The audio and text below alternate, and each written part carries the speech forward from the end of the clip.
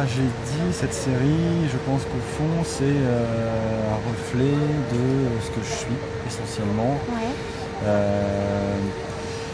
Je suis quelqu'un qui a quand même une vision très tragique de l'existence. La chaise, c'est un symbole, c'est pour moi le symbole de la tragédie dans cette série-là. C'est-à-dire que c'est un élément central dans la vie de tout le monde, qui passe assez inaperçu, mais qui a toujours une fonction bien particulière dans un espace. Dans la confrontation, le spectateur confronté à la toile, effectivement, la chaise me sert de cette façon-là, c'est-à-dire qu'elle laisse la possibilité à la personne qui est confrontée à la toile de choisir sa position. Ouais. De se projeter, C'est un choix de vie en fait. C'est un choix de vie, ouais. C'est une métaphore. Moi, elle représente plus, de mon côté, elle représente plus l'absence. D'accord. C'est-à-dire qu'en fait, la chaise, elle a quelque chose de vivant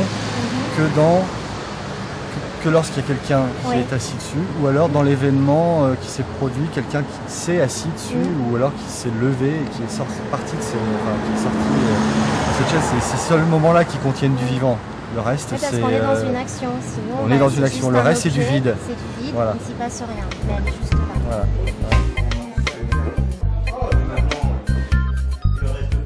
C'est un travail très dans la verticalité, en ce qui concerne le travail en groupe en tout cas, c'est-à-dire que c'est quand même l'homme, mais c'est l'homme intériorisé, mais dans une relation verticale. Une espèce d'ascension. Voilà, alors une ascension ou une... Oui, alors le mouvement n'est pas forcément toujours dans l'ascension, mais le geste effectivement est quand même dans la verticalité, donc c'est... Est-ce que c'est une relation à autre chose? Je sais pas bien, mais voilà. Mais c'est quand même aussi très incarné, effectivement, très charnel, parce que on travaille aussi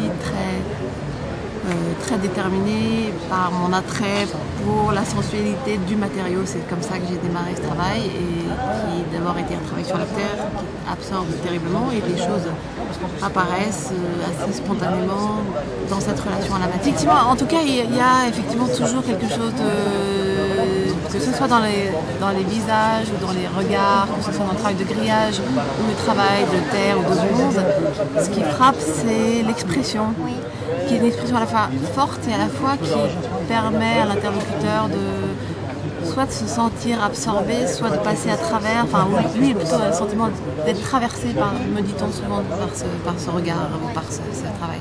Donc il y a une assez forte expression dans les visages, et qui effectivement là est une constante, se retrouve dans tous les matériaux.